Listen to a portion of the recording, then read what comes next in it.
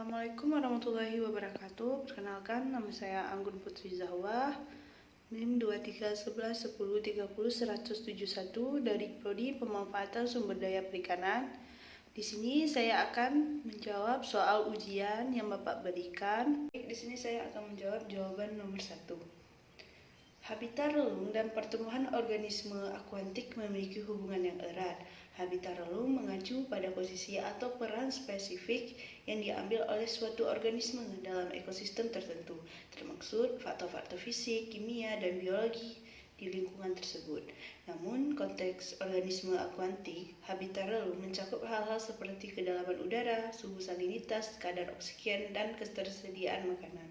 Faktor-faktor ini mempengaruhi kemampuan organisme akuatik untuk tumbuh dan berkembang. Contohnya, suhu udara yang lebih tinggi atau lebih rendah daripada rentang toleransi organisme dapat memperlambat atau bahkan menghentikan pertumbuhannya. Selanjutnya saya akan menjawab jawaban yang kedua. Persaingan antara spesies ikan dalam merebut habitat relung terjadi ketika dua atau lebih spesies ikan berusaha memanfaatkan sumber daya yang sama seperti ruangan, makanan, atau tempat berlindung. Contoh kasusnya umum adalah kompetisi antara ikan shellfish dan ikan porpoise di terumbu karang Trompies. Contoh kasusnya kompetisi adalah ikan Demespis dan ikan Rosasis. Ikan Rosasis, ikan yang kecil yang sering kali mendiami terumbu karang dan sangat teritorial. Mereka memelihara kebun alga kecil yang mereka pertahankan dari spesies lainnya. Ikan parrotfish, ikan yang memakan alga dan seringkali ditemukan di terumbu karang Trompies. Baik, di sini saya akan menjawab jawaban yang ketiga. Jawaban yang ketiga adalah hubungan antara deras arus di hulu sungai dengan jejaring makanan di sekitarnya.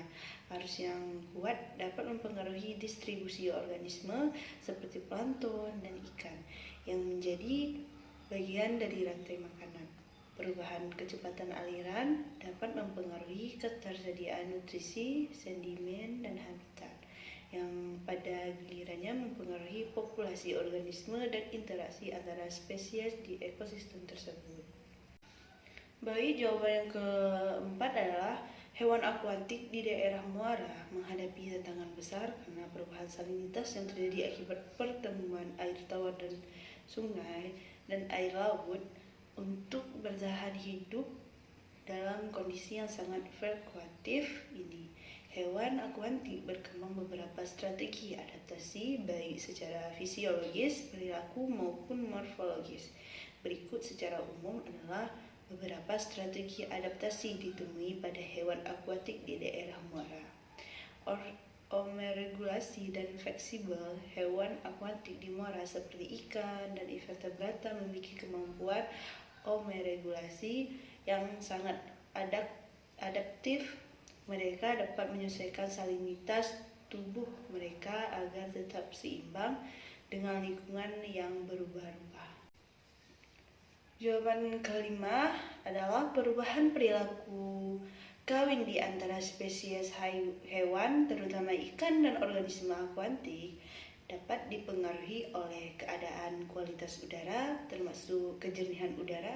Udara yang lebih keruh dapat memberi kesan pada beberapa aspek perilaku kawin seperti berikut.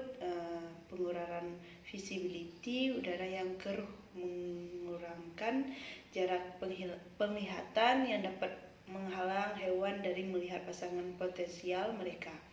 Dalam banyak spesies ikan, seperti ikan yang mengamalkan kawin berpasangan atau yang tergantung pada penglihatan untuk mencari pasangan, jarak pandang yang rendah dapat menyukai proses pemilihan pasangan. Baik, cukup sekian jawaban dari saya. Lebih dan kurang saya mohon maaf. Wabillahi taufiq wa hidayah. Wassalamualaikum warahmatullahi wabarakatuh.